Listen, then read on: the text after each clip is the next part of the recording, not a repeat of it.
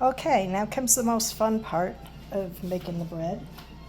This dough has been chilling in the refrigerator overnight, and it's now ready to score and bake.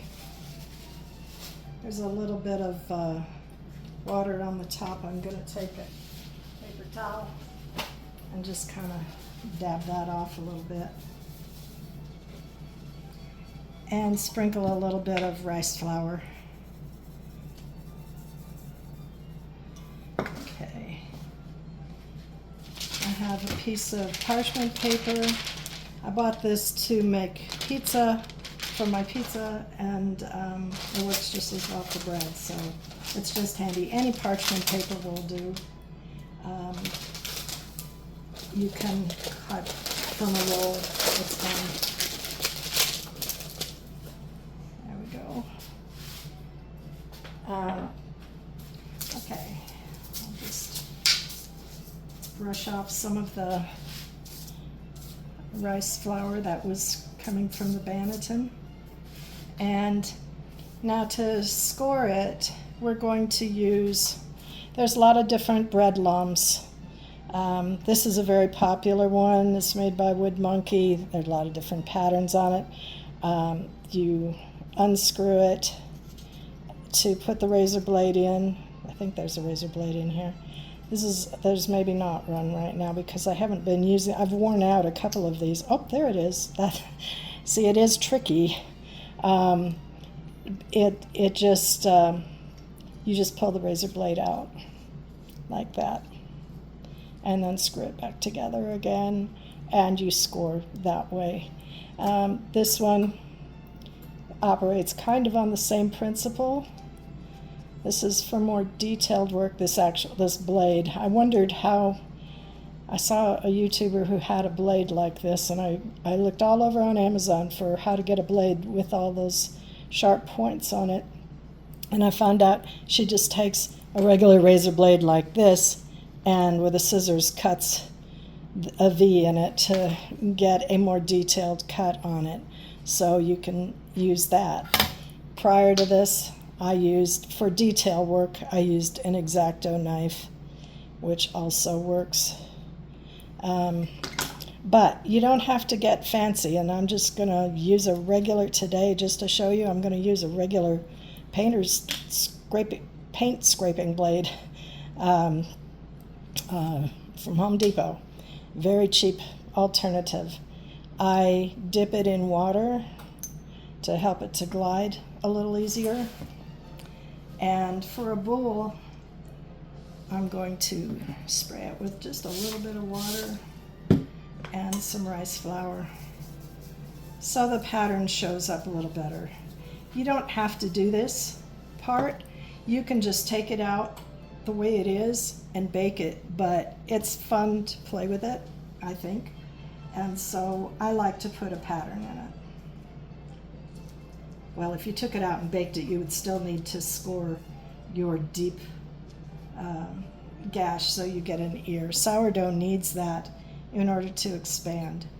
You always start with your less deep decorative scores first if you're going to do them, and save the deep scores for last.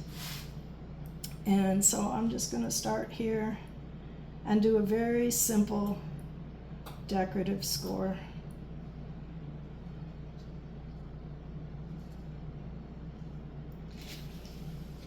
On each of the quarters. This is not hard. You want to go maybe 1/4 of an inch deep. You want to make sure that you're not touching your last score with the next one, because if they expand, they will blow out and expand together, and you'll lose the shape of it, if you know what I mean. If I did one that way, it'll show up. Sometimes you can't tell. I don't have a lot of rice flour on this one, so it's kind of hard to see where my cuts were. Okay, that's it for the scores. I'll give you a little closer look. All right. Now is when we'll do the expansion score for the ear. And this you want about a 1/2 inch deep, and you go from end to end.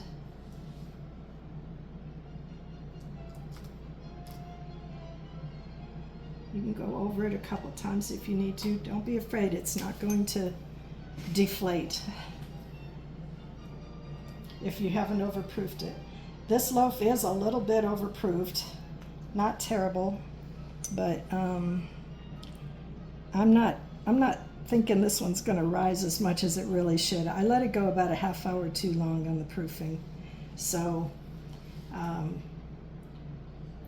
you just have to keep in mind that this one might not be the best loaf.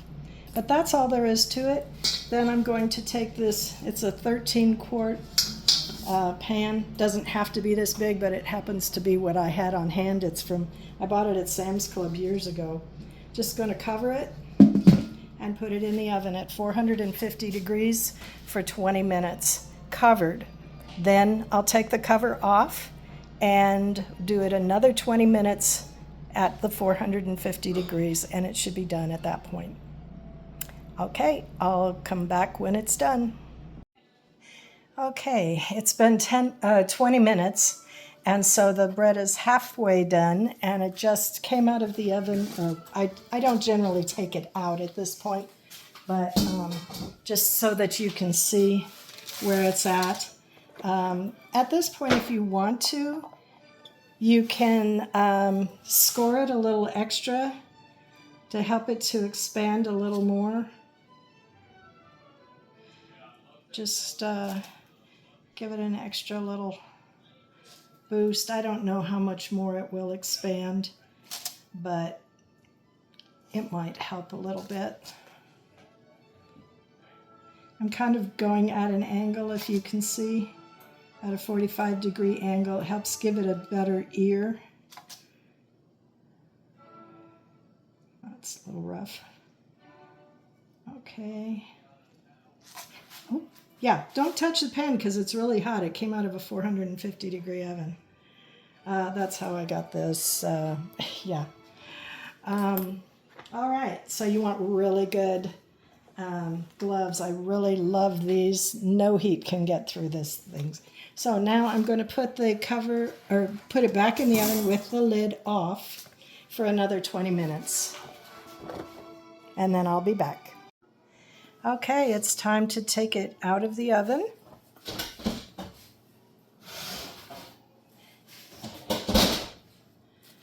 And here we go. This is our boule. So you can see. If you'd like, you could put it back in for a few more minutes, if you like it darker. But this is what it is at 450 degrees, 20 minutes. A simple, easy score that anybody could do.